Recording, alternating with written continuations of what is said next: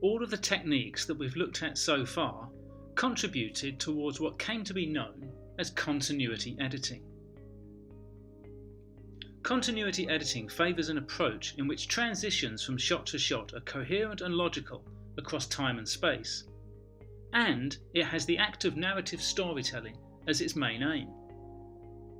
However, it's worth taking a pause at this stage in the development of continuity editing in the US in order to spend some time looking at how other editing techniques were being developed in Russia during the same period.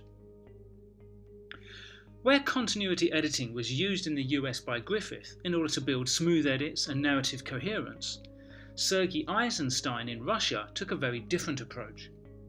He was fascinated by the potential of editing to create new and challenging ideas, make people think, and sometimes generate symbolic meaning.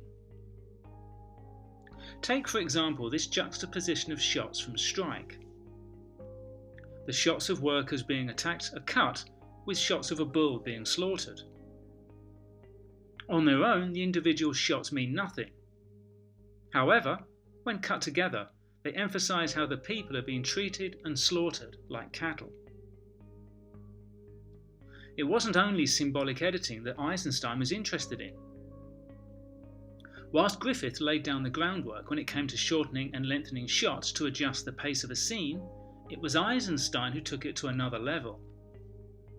In this example of metric montage from October, an image of a soldier's face is rapidly cut together with the image of his weapon being fired on the fleeing public. The rapid cuts mimic the rapid firing of the gun and help draw the audience into the panic and confusion of the scene. This form of montage was fast, effective, dynamic, and had a real impact upon the audience watching.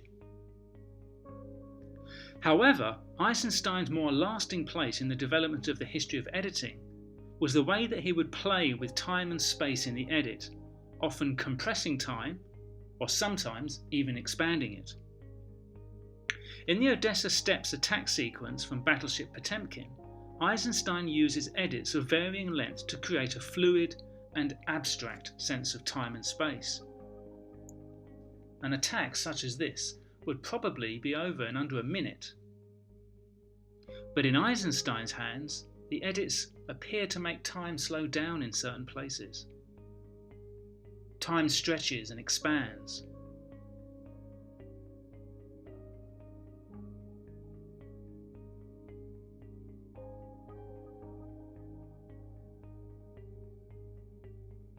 In other places, events appear to sometimes repeat themselves. And in other places, time can cut together in a frantic manner. This rhythmic approach to time and space showed that editing could be used to expand and compress time in a manner which is still enormously popular in TV and film today. Using montage to compress time is still one of the most popular methods of getting information over quickly in a video, film or TV sequence.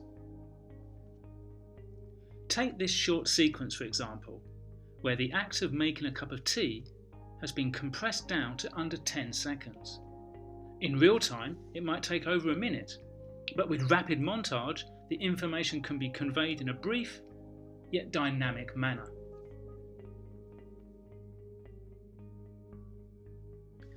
For assessment evidence, it would be worth making some short notes that compare and contrast Griffith's continuity-based approach to editing to Eisenstein's montage approach to editing. Make some notes also of where you can find montage in film and TV today. And finally, practice making 2 short montage sequences yourself. One that uses intellectual montage and one that uses montage to compress time.